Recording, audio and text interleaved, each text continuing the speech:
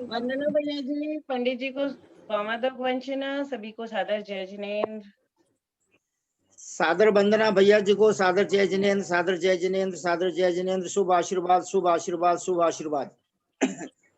जय बोलिए श्री अनंत अनंत सिद्ध परमेश्वरी भगवान की जय।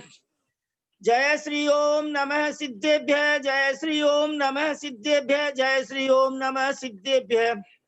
नमो अरहंताणम, नमो सिद्धाणम, नमो आयरियाणम, नमो उवज्जायाणम, नमो लोये सब साहूणम।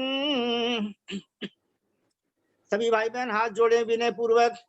थे ज्ञान सागर गुरु मम प्राण प्यारे, हे पूज्य साधु गण से बुध मुख्य न्यारे, शास्त्रानुसार चलते मुझको चलाते, बंदू उन्हें विनय से सिर को झुकाते, वंदितु सब सिद्धे ध्रुवमचल मनोवमं गदिं पत्ते, बोच्छामि समय पाहुड निर्मोसुद केवली भणिदं।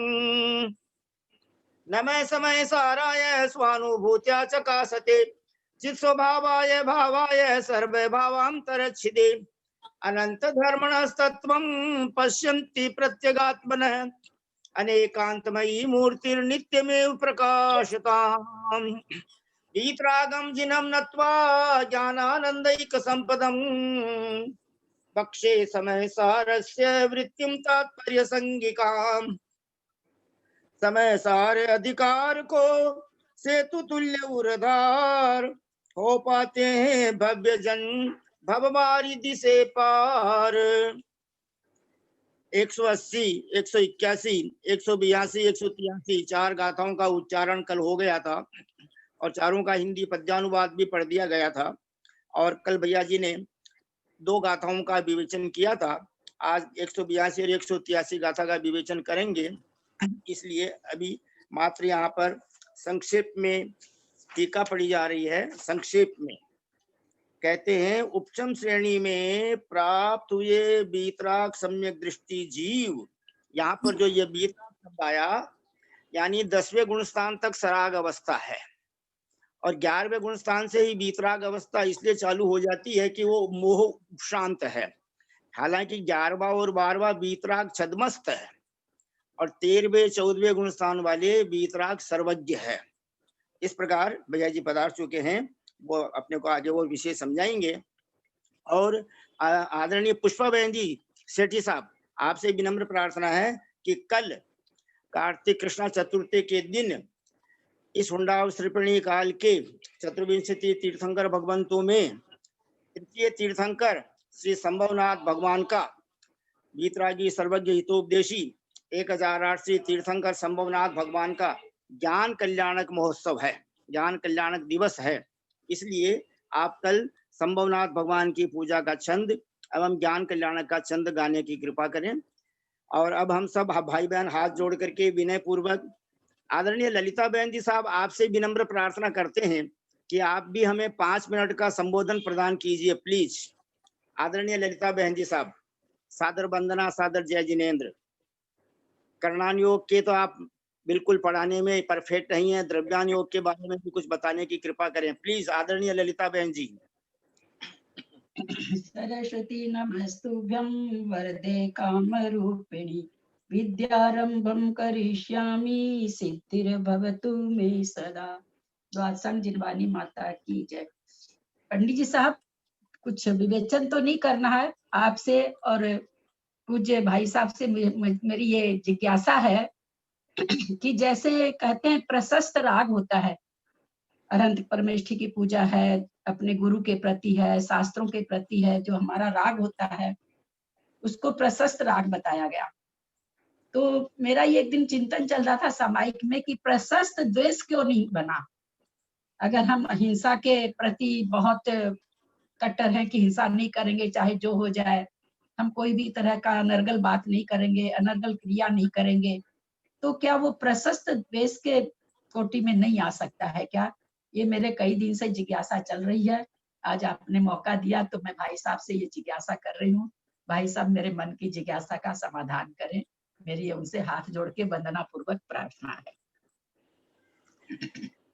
इस अति गूढ़ प्रश्न का समाधान तो आदरणीय भैया जी साहब ही करेंगे। अभी हम सब हाथ जोड़ करके विनय पूर्वक सिर झुका करके परम आदरणीय भैया जी ब्रह्मचारी जी महाराज श्रीमान केसी जैन साहब सीए के सादर चरण स्पर्श करके सादर पावा ढोक सादर प्रणाम सादर वंदना निवेदन करके उनसे विनम्र प्रार्थना करते हैं कि आप हमें प्रशस्त द्वेष भी होता है क्या, इसका भी उत्तर देने की कृपा करें और गाथा नंबर 182 समझाने की कृपा करें। आदरणीय भैया जी को सादर वंदना। हम सभी भाई बहन सभी श्रावक श्राविकाएं हाथ जोड़कर विनय पूर्वक सिर झुकाकर उन्हें वंदना निवेदन करते हैं। प्लीज केसी जैन।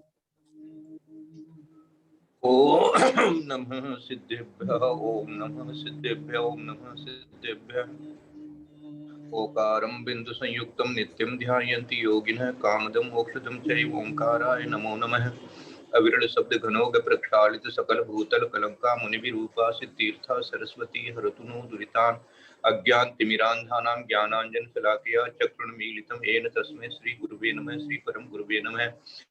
परंपराचार्य श्री गुरुभ्यो नमः। सकल कलुष विध्वंसकं श्रेषां परिवर्तकं धर्म संबंधकं भव्य जीवनः प्रतिबोधकारकं पुण्य प्रकाशकं पाप प्रणाशनम इदं शास्त्रम श्री समयसार नामधेयम् अस्य मूल ग्रंथ श्री सर्वज्ञ देवा सदुत्तर ग्रंथ कर्तार श्री गणधर देवा प्रतिगणधर देवा तेषां वचनसार मासाद्य कुंद कुंद आचार्य देवेन विरस्तम मंगलम भगवान वीरो मंगलम गौतमो गणी मंगलम कुंद कुंदाद्यो जैन धर्मोस्तु मंगलम सर्व मंगल मांगल्यम सर्व कल्याण कारकम प्रदानम सर्व धर्माणां जैनम जयतु शासनम सर्वे श्रोतारः सावधानतया शृण्वन्तु। कोटिशतम द्वादश योग्य वंदितु सव्वसिद्धे दुवमचलं नोवमं गदिं पत्ते वोच्छामि समय पाहुड मिणमो सुध केवली भणियं नमः समय साराय स्वानुभूत्या चकासते चित् स्वभावाय भावाय सर्व भावांतरच्छिदे। बोले देवादिदेव महावीर भगवान की जय। बोले आचार्य कुंद कुंद स्वामी महाराज की जय। बोले आचार्य अमृत चंद्र स्वामी महाराज की जय। बोले आचार्य जयसेन स्वामी महाराज की जय। बोले आचार्य ज्ञान सागर महाराज की जय। बोले आचार्य गुरुवर विद्यासागर महाराज की जय।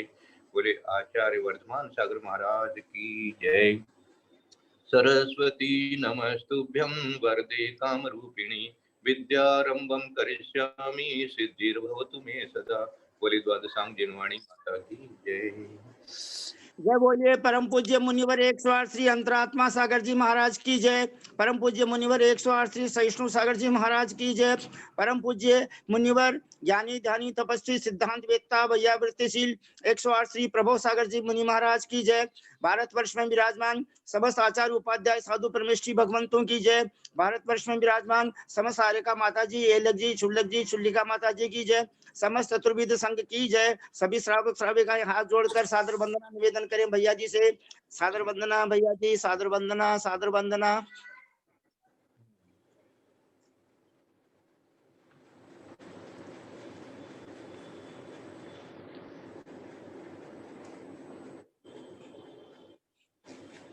शुभ आशीर्वाद की प्रतीक्षा में हम सभी आपके बहुत बहुत शुभ आशीर्वाद है और सबका पाप क्षयतु दर्शन विशुद्धि भवतु धर्म वृद्धि भवतु।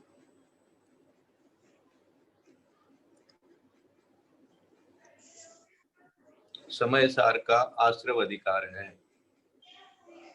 180 से लेकर के 183 चार गाथाएं हैं जिसके अंदर में ये समझाना चाहते हैं गुरुदेव कि जब तक सत्ता में पड़े हैं तब तक तो वो जैसे बाल स्त्री का उदाहरण दिया है वैसे ही हैं, उससे कोई आपको फर्क पड़ने वाला नहीं है। परंतु जैसे ही 182 की गाथा में ले दिया उन्होंने, होदूण निरुव भोज्जा तह बंदती जह हवंती वो भोज्जा सतठ विहा भूदा नाना वर्णादि भावे हिम। ये सतत्ठा विहा, इसको पहले समझ लें कि 7 मानी 7 और 8 मानी 8, 7 8 विहा मानी 7-8 प्रकार से। और 7-8 प्रकार का कहने का अर्थ यहाँ पर क्या है कि जिस समय आयु कर्म भी बंध रहा होगा उस समय 8 कर्म बंधेंगे, और जिस समय आयु कर्म नहीं बंध रहा है उस समय 7 कर्म बंधेंगे। इसलिए इन्होंने 7-8 विहा बुधा कह दिया, 7-8 प्रकार के। नाना वर्णादि भावे हम, नाना ज्ञान वर्णादि, नाना वर्णादि माने ज्ञान वर्णादि, तो ज्ञान वर्णादि में आप 8 कर्म का नाम ले लेना, आयु कर्म छोड़ देंगे तो 7 कर्म का ले लेना, इस प्रकार से ये भाव हो। अब ऊपर वाली गाथा में क्या सार भरा है देखो, वो ऊपर वाले लाइन में होदूण निरुव भोज्जा तह बंदती जय हवंती उ भोज्जा। होदूण निरुव भोज्जा मानी वो जो निरुपभोग्य थे, निरुपभोग्य अर्थ में दिखा था, निरुपभोग्य रूप से सत्ता में थे, अब वो उभोज्य हो गए, हवंती उभोज्य। अब मानी वो जो उदय में जब आ गए तो वो भोगने योग्य हो गए। यहाँ भोगने का अर्थ क्या है, यहाँ भोगने का अर्थ ये है कि नवीन कर्म बंधने के योग्य हो गए। भोज्य का अर्थ यहाँ ये है ना, जैसे बाला स्त्री का और तरुण स्त्री का जो उदाहरण देकर के दिया उन्होंने कि बाला स्त्री तो आपको कोई प्रकार के राग कराने की योग्य ही नहीं है, एक तरह से वो करेगी ही नहीं, उस समय राग होगा ही नहीं आपको, लेकिन तरुण स्त्री होगी तो राग हो जाएगा। अब किसको होगा किसको नहीं होगा, किसको कितना होगा किसको कितना नहीं होगा, ये अलग विषय, लेकिन वो करा सकती है राग। इसी तरह से जब उदय में आएगा तो वो उभोज्य हो गया, अवंती उभोज्य, उस समय वो भोगने योग्य हो गया। तो भोगने का अर्थ यहाँ पर क्या है कि कर्म, नवीन कर्म बंधने के योग्य हो गया वो, मानी नवीन कर्म बंधने का उस समय जो है आपका समय आ गया, उस कर्म की निमित्त से, उस कर्म के उदय के निमित्त से आपके नवीन कर्म बंद हो सकता है। यहाँ कर्म सिद्धांत समझा दिया गया इन गाथाओं के द्वारा कि भाई कर्म का एक होती है सत्ता, एक होती है उदय, एक होता है बंध। तो सत्ता में है, कल अपन ने एक और अच्छा उदाहरण बनाया था कि जैसे फ्रिज में पड़े हैं बहुत सारे भोजन सामग्री, हमारी फल वगैरह पड़े हैं, तो वो पड़े हैं तो पड़े, उसके लिए अपना कोई राग उसमें नहीं रहता है, लेकिन जिस समय हमको रेडी करके दे देते हैं तो उसमें खाने का भाव आ जाता है, भैया अभी ये खा लो, तो वो रेडी है। अब वो उभोज्य हो गए, है ना, होदूण निरुभोज्य तह बंदती जय हवंती उभोज्या। अब इस गाथा को, इस लाइन को अच्छी तरह से मेरे ख्याल से आपके समझ में आ गई होगी। होदूण निर्भोज्य माने पहले तो वो क्या थे, निर्भोज्य थे, होदूण निर्भोज्य होकर के और फिर क्या हो गए, फिर उभोज्य हो गए। वो उभोज्य कब हो गए, तह बंदती, अब वो भोग्य हो गए अर्थात उपयोग में ले आए, इसका ऐसा भी हिंदी अर्थ लिखा हुआ है कि मानी उसको आपने उपयोग में ले लिया। अब उपयोग में ले लिया अर्थ क्या हो गया, उससे, उसके निमित्त से, बार बार जगह जगह पहले भी आया है, वो निमित्त बनता है। कौन निमित्त बनता है, वो कर्म परमाणु जो उदय रूप हुए हैं उस समय, जो उदय रूप हो रहे हैं उससे हो तो जीव में ही रहे हैं। देखो याद रखना, कोई बाहर नहीं हो रहे हैं, वो हवा में नहीं हो रहे हैं, वो आपके जीव के साथ में है, इसलिए जीव में हो रहे हैं। लेकिन जीव जो है वो उस उदय के समय अपने राग भाव को न करता है तो वह नवीन बंध नहीं कराता है। ये चौथी गाथा से स्पष्ट करना चाहते हैं वो कि एदेन कारणेन दु सम्मा दिट्ठी अबंध को होती, इस कारण से सम्यक दृष्टि अबंधक हो जाता है। एदेन कारणेन माने इस कारण से, दु सम्मा दिट्ठी सम्यक दृष्टि, अब आप सम्यक दृष्टि है कि मिथ्या दृष्टि है। आप सम्यक दृष्टि है तो आपके ऐसे भाव होंगे, मिथ्या दृष्टि है तो आपके ऐसे भाव होंगे, देशव्रती है तो ऐसे भाव होंगे, महाव्रती है तो ऐसे भाव होंगे। और वहां पर आप जो कर्म की जो आपको व्यवस्था समझाई गई है कि कौन से गुण स्थान में कौन सी बंध विच्छुति हो जाती है, उस रूप ही आपके ये अबंधकपणा बनेगा। तो अब सम्मा दिट्ठी अबंध को होती, सम्यक दृष्टि जो है उस वस्तु में वो भोज्य होते हुए भी वहां स्वयं जब राग नहीं करता है ना, कल वाला जो पढ़ा था उसमें चला कर तो राग करता नहीं, बुद्धिपूर्वक अबुद्धिपूर्वक ये शब्द प्रयोग किए थे यहाँ टीका में। तो ये बुद्धिपूर्वक अबुद्धिपूर्वक क्या है? अब बुद्धिपूर्वक तो चला करके नहीं करता है सम्यक दृष्टि, इसलिए उन्होंने दिया। जो वीतराग सम्यक दृष्टि है वो चला कर तो नहीं करता है। ज्ञानी विरागी जीव इच्छा पूर्वक चला कर किसी भी वस्तु के प्रति राग आदि रूप विकल्प को अमुक वस्तु मेरी है इत्यादि रूप विचार को कभी नहीं करता। इसलिए बुद्धि पूर्वक राग आदि नहीं होने से वह निराश्रव ही होता है। किंतु जब तक उस ज्ञानी जीव को भी परम समाधि का अनुष्ठान नहीं हो पाता, तब तक वह भी शुद्धात्मा को देखने में, जानने में और वहां स्थिर रहने में असमर्थ होता है। अतः तब तक उसका दर्शन, ज्ञान और चारित्र भी जगन्य भाव को, ये हम लोग पहले 179 की गाथा में पढ़ चुके हैं। उसी को समझने करके यहां पर विचार कर लो कि कैसे सम्यक दृष्टि के आश्रम नहीं होता। ये 4 गाथाओं के माध्यम से आपको ये सिखाया गया है, क्योंकि ये ऐसे भी देखो, इनका चिंतन, इनका मनन, इनका सही सही अर्थ ज्ञान में आना आवश्यक भी है।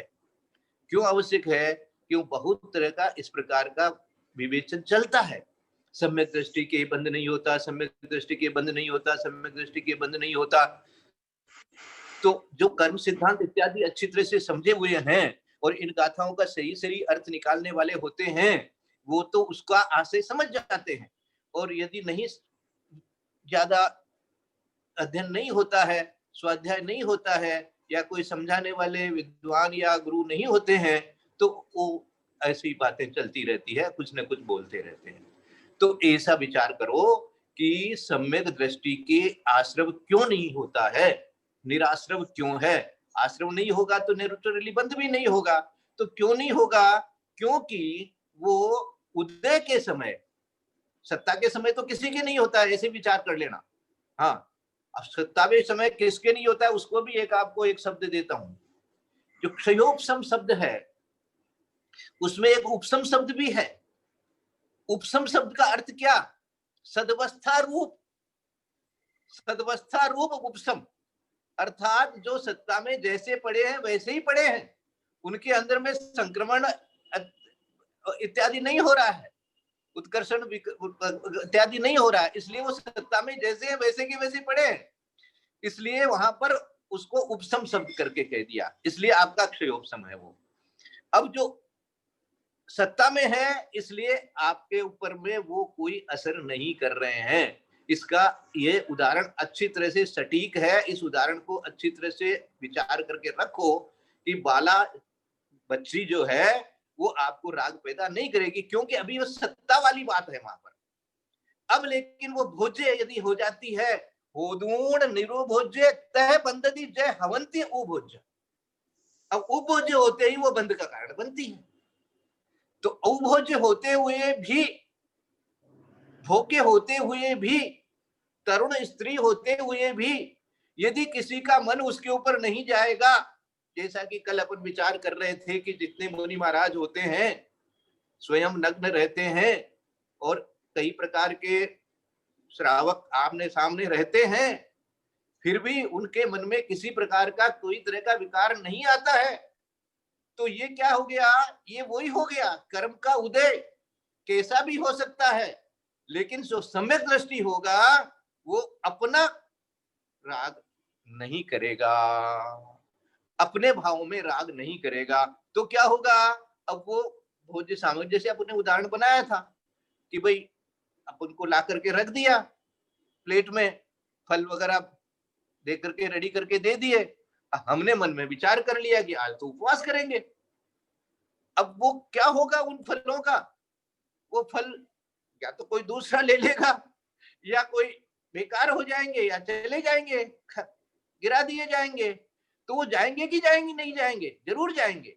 इसलिए आपके तो काम नहीं आए ना, आपको तो वो कर्म जो उदय में आए वो आपको नवीन कर्म नहीं बांध सके, क्योंकि आपने उनको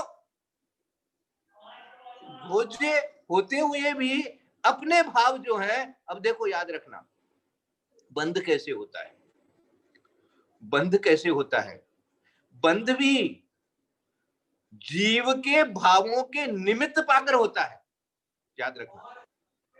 जैसे कर्मों के उदय रूप से जीव में भाव होते हैं, वैसे ही जीव के भावों का निमित्त पाकर के कर्म जो है वो बंध रूप होते हैं। यहां विचार करो, अब जीव के भाव का निमित्त पाकर के वो जो कर्म वर्गणाएं हैं वो कर्म रूप परिवर्तित होती है। कर्म रूप परिवर्तित हो जाने का अर्थ है बंध हो जाना, ये इसका विज्ञान है। हिंदी में देखो गुरुदेव ने क्या दिया है, वे सुप्त 182 वाली पढ़ रहा हूं, है दो अपन ने ले ली शायद, है ना, हाँ दूसरा 181 वाली भी देख लेते, 181 वाली शायद कल नहीं बोले होंगे, हो गया होगा मुझे नहीं याद है। जैसी यहाँ नव लता सम सौम्य बाला, होती युवा पुरुष की नहीं भोगशाला, जो ही वही मद भरे कुछ धार पाती, भोग्या बनी पुरुष के मन को चुराती। यही बात जो है अपन ने प्राकृत के माध्यम से इसको पढ़ ली अपन ने, इसलिए इसको सब समझ गए हैं। वे सुप्त गुप्त विधि भी नहीं भोग्य होते, वे सुप्त गुप्त है माने सत्ता में, और इसलिए सुप्त है, सोए हुए हैं, और गुप्त है अभी उदय में नहीं आए हैं इसलिए गुप्त है। सुप्त गुप्त विधि यानी कर्म भी नहीं भोग्य होते, वो भी उस समय अभी भोग्य नहीं है, आते यदा उदय में फिर भोग्य होते। जिस समय वो उदय रूप होते हैं उस समय वो भोग्य हो जाते हैं। ऊपर वाली गाथा का जो हिंदी अनुवाद किया बाला बच्ची का और तरुण स्त्री का, रागादि जीवकृत भाव निमित्त पाते, रागादि जीवकृत भाव निमित्त पाते, तो सप्ताष्ट भेद में कर्म तभी बनाते। अब वो 7 या 8 जो कर्म अभी अपन बात कर रहे थे रूप से परिवर्तित होंगे, नए कैसे होंगे, रागादि जीवकृत भाव के निमित्त से। राग आदि जो जीव जैसा भाव करेगा वैसा ही वो कर्म रूप परिणमन करेंगे, और राग जिसको नहीं होता है तो शुद्धोपयोग बल से समदृष्टि योगी, शुद्धोपयोग बल से समदृष्टि योगी, होता न बंधक अतः तज भोग भोगी। भोगों को उसने त्याग दिया है और शुद्धोपयोग में लगा है। शुद्धोपयोग के बल से वो समदृष्टि जो योगी है होता न बंध, उसके बंध कैसे होगा, वह राग नहीं है, राग नहीं है तो बंध नहीं हो सकता, क्योंकि राग का निमित्त पाकर के ही वो उदय में आए हुए कर्म भी जो है नवीन कर्म रूप से बंद करा सकते हैं। उनका भी निमित्त जरूरी है, जो उदय में आए कर्म जो है उसके कारण से जो सहयोग आपको प्राप्त हो रहा है वो भी निमित्त बनते हैं। देखो अरहंत बैठे हैं समूह शरण में, कर्म का चल रहा है, तीर्थंकर प्रकृति का उदय चल रहा है और सभाएं लगी हुई है, इतना जबरदस्त समूह शरण हो रहा है, इतने प्रातिहार्य है, सब कुछ है। ये क्या है, ये उदय है, उस कर्म प्रकृति का वो उदय है, लेकिन खुद क्या है, शुद्धोपयोग बल से समदृष्टि होगी। अब वो तो अपने बस अपने में लीन है, जब अपने में लीन होगा तो बाहर जितना भी उदय हुआ है उस पर मन चलेगा क्या, हाँ मुझे तो बहुत मजा आ गया, कितने लोग मेरे को नमस्कार कर रहे हैं, सो इंद्र मुझे नमस्कार कर रहे हैं, मुझे तो बहुत ही है? मेरा तो नाम लिख जाएगा है? वहां पर जाकर के जैसे चक्रवर्ती नाम लिखता था ऐसा मेरा तो तीर्थंकर में नाम लिख जाएगा, ऐसा कोई भाव आएगा क्या, नहीं आएगा। क्यों नहीं आएगा कि राग है ही नहीं, उसमें कोई राग है ही नहीं। जो बाहर उदय के बल से जितनी चीजें दिख रही है, हो रही है, योग है, कोई राग बनता ही नहीं है। और राग किस में बनता है? राग आत्मा के भावों में बनता है। आत्मा के भाव और कर्म का उदय, ये दोनों अलग अलग चीज है। आत्मा के भाव और कर्म का उदय दोनों अलग अलग चीज है। ऐसा जो भेद विज्ञान से जानता है वो अपने आत्मा के भावों के संभाल करता है, उदय के प्रति उदासीन रहता है। ये अब इस बात की उदासीनता और सम्यक दृष्टि के बंद नहीं होता, ये अपने अपने गुण स्थान की भूमिका के अनुसार चिंतन कर लेना। वीतराग वो है, फिर छदमस्त है 11-12 वाले, और उसके नीचे वाले जैसे जैसे हैं सबको ज्ञान है, सबने बार बार सबको सुना है, तो उसी प्रकार से आपका जितना राग होगा वो होगा। शुद्धोपयोग बल से समदृष्टि योगी, होता न बंधक अतः तज भोग भोगी। औचित्य आश्रम बिना विधि बंध कैसा, हो जाए कारण बिना फिर कार्य कैसा। हो जाए कारण बिना ये कार्य कैसा। ये कारण कार्य की व्यवस्था आचार्य श्री से हमने 3-4 बार ये शब्द जो है हमारे कई प्रश्नों के उत्तर में उन्होंने ये दिया। ये आचार्य श्री का एक तरह से कहना चाहिए पेटेंट रिप्लाई रहता है। ज्यादा बात करते हैं तो यहां से आ जाते हैं वो सीधा। कारण बिना कार्य नहीं होता, सब कारण कार्य है। पूर्ववर्ती पर्याय ध्यान देना, देखो पूर्ववर्ती पर्याय उत्तरवर्ती पर्याय का कारण है। इसी को क्रमबद्ध पर्याय कहते हैं। ये क्रमबद्ध पर्याय ऐसे समझना है। बहुत अच्छा खुलासा किया है कार्तिकेय स्वामी ने 321, 322, 323 गाथा में उन्होंने कारिका है वो, कि ये क्रमबद्ध मानी क्या, क्रम पूर्वक होता है। ये पर्याय जो परिणमन चल रही है, क्रमबद्ध पर्याय, पर्याय जो हो रहा है, परिणमन जो चल रहा है प्रत्येक द्रव्य में, वो क्रम पूर्वक चल रहा है। क्रम का अर्थ क्या कि पूर्ववर्ती पर्याय उत्तरवर्ती पर्याय आगे वाली पर्याय का कारण बनती है। ये कारण कार्य की व्यवस्था समझो। ज्यादा बात किए उनसे ये क्रमबद्ध पर्याय इत्यादि और ये कई विषय जब चर्चा में लाए उनके सामने, तो एक कारण कार्य की व्यवस्था, कारण कार्य की व्यवस्था समझो, कारण कार्य की व्यवस्था समझ लो। वो देखो विद्वानों को तो वो इशारा ही देते हैं, विद्वानों को बहुत ज्यादा चर्चा नहीं करते, वो बस सारा सूत्र दे देते हैं, समझो तुम समझो, यहाँ से पढ़ो, यहाँ से पढ़ो। तो औचित्य आश्रम बिना विधि बंध कैसा, मानी उचित रूप से जो आश्रम जो है उसके बिना विधि बंध मानी कैसे होगा। विधि मानी कर्म जो है, कर्म का बंध कैसे होगा। हो जाए कारण बिना फिर कार्य कैसा। कारण के बिना मानी राग भाव आपने नहीं किया तो वो बंध कैसे करा देगा, बंध कैसे हो जाएगा। ये कहना चाहते हैं वो कि हमने कारण क्या, हमारा राग भाव, हमारा राग भाव हुआ तो उधर बंद हो जाएगा, राग भाव नहीं हुआ तो नहीं होगा। उदय उदय उदय उदय गया, अपना काम करके चला गया, तो हो गया खत्म। इस प्रकार से ये चारों गाथाओं का आज थोड़ा सा विश्लेषण हो गया है। और ये प्रशस्त द्वेष प्रशस्त द्वेष आपने चिंतन कर लिया है, तो इसको मैंने कोई अभी बहुत गहराई से चिंतन नहीं किया है, लेकिन आपका अभी जितना मैं अभी बोल सकता हूँ वो यही बोलूंगा कि इसमें कोई प्रशस्त अप्रशस्त की बात उठती नहीं है, ये उठनी भी नहीं चाहिए ज्ञान में। क्यों नहीं उठनी चाहिए कि देखिए राग में तो शुभ राग समझ में आता है कि भाई ये जो वीतराग के आलम्बन लेकर के जो कार्य किया जा रहा है वो शुभ राग बनता है। लेकिन द्वेष में, द्वेष तो द्वेष ही है, वो अशुभ ही है, उसमें कोई शुभ और अशुभ नहीं होगा। शुभ द्वेष और अशुभ द्वेष ऐसा नहीं बनेगा उसमें। इसलिए नहीं बनेगा कि द्वेष जहां पर है तो द्वेष है, इसका अर्थ यही है कि आपका अशुभ राग है, वो उसको अशुभ राग के कारण से वो द्वेष है, नहीं तो द्वेष होता नहीं। तो इसलिए उसको यदि राग एक ही शब्द में सबको सब समाहित करेंगे तो द्वेष को अशुभ राग की तरफ से अपन ले लेंगे। इसलिए जब अशुभ राग है, वो अशुभ है द्वेष, तो फिर उसके अंदर में शुभ की कल्पना करने की आवश्यकता नहीं है, पहली बात।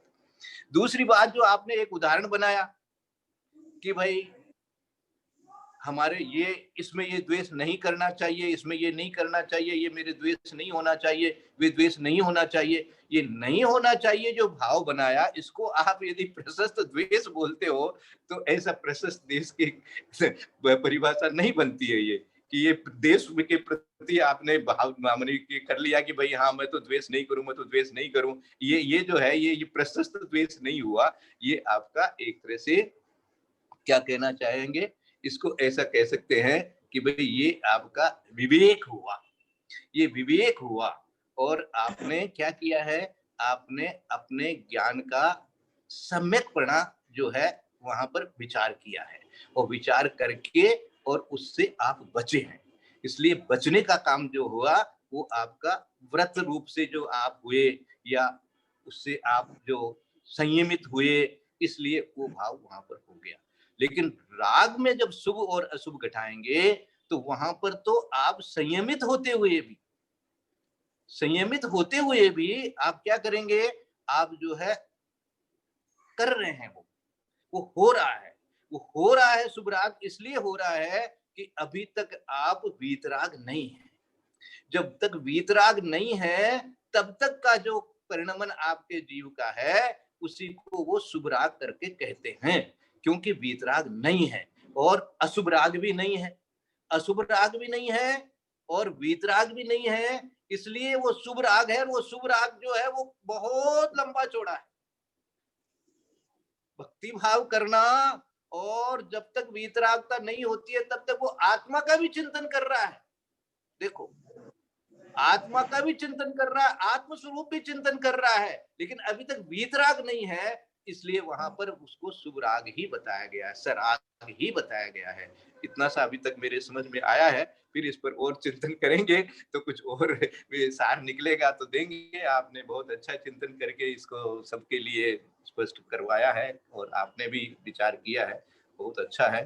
तो आपका समय करीब करीब अपना हो गया है, इसलिए अभी 9:33 हुआ है, 5 मिनट और है आपके पास में।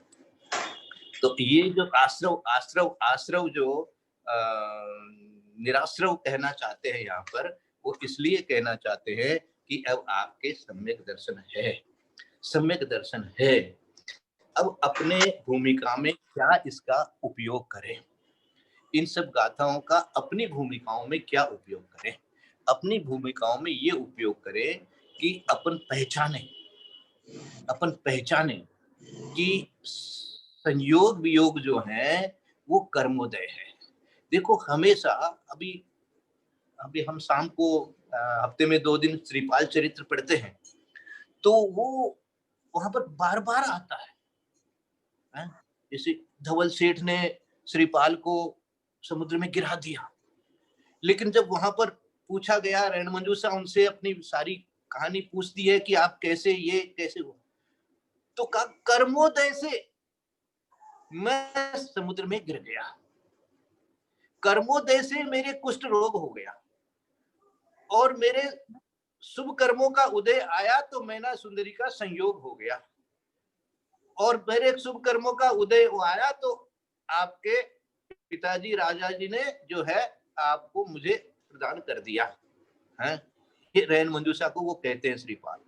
तो ये बात मानी उनकी भाषा क्या है, उनकी भाषा ये है कि कर्मोदय से ऐसा हो, जो है इस प्रकार चाहिए, जो है ये कर्मोदय से है, इसको विपाक विचय धर्म ध्यान कहते हैं। ये बहुत जरूरी है, आचार्य श्री इस पर बहुत जोर देते हैं। एक समय की घटना सुना देता हूँ, भी 2-3 मिनट है तो। कुछ भैया लोगों की दीक्षा जो है वो नहीं हो पाती है, जबकि वो भी श्रीफल चढ़ाते हैं और पूरी आशा लगा लेते हैं। जैसे हमारे रोहित भैया का उदाहरण है, तो एकदम पक्का हो गया था रामटेक में जैसे कोई उनकी दीक्षा हो जाएगी, और श्रीफल चढ़ा दिया और ये तैयारी सब। लेकिन नंबर नहीं आया। अब किस लिए नहीं आया? अब रोना धोना ये वो। अच्छा, विपाक विचय धर्म ध्यान करो, बस अपना कर्म का उदय जैसा होगा वैसा ही आपको फल जाएगा। अब जैसे ही आप विपाक विचय धर्म ध्यान के अंदर में जाओगे, आपको कोई दूसरा नजर ही नहीं आएगा। इनके कारण से नहीं हुआ, शायद इसलिए नहीं हुआ होगा, शायद इसलिए नहीं होगा, शायद महाराज को मैंने ऐसे नहीं कहा होगा, शायद ऐसे हो गया होगा, शायद किसी ने कुछ बता दिया होगा, शायद ये हो गया होगा। ये आप जो हजार तरह की कल्पनाएं करते हैं कि ये मेरे साथ क्यों हुआ, ये सारी कल्पनाएं जो है वो एकदम निरस्त हो जाएगी। ये सांसारिक व्यवहारिक आपके अपने जीवन में आपको निरंतर विचार करना चाहिए। इससे आपको शांति भी मिलेगी, आगम के अनुसार आपका चिंतन, और आप जो है वो धर्म ध्यानी बनेंगे सही रूप से।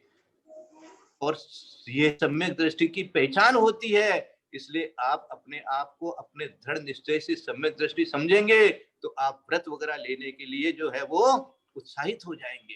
ये विशेषता है इसकी। इसलिए आज अपने को ये विचार करना कि कभी भी दूसरे पर दोष नहीं देना, और अपने कर्मों के उदय के समय भी अपने को कैसे रहना, इस पर ज्यादा ध्यान देना, इस पर ज्यादा ध्यान देना। अपना जो उपयोग है, अपना जो फोकस, हाँ, जो अपना अपना केंद्र किस पर ध्यान देना, वो इस पर देना कि मेरे भाव कैसे चल रहे हैं। अपने भावों का निरीक्षण करना और अन्य के ऊपर में किसी प्रकार का विकल्प नहीं करना। आज के लिए इतना ही रख लेते हैं। यदर्थ मात्रा पदिवाक्यहीनम मया प्रमादादि किंचनोक्तम तन्मे क्षमित्वा विदधातु देवी सरस्वती केवल बोध लब्धि बोधि समाधि परिणाम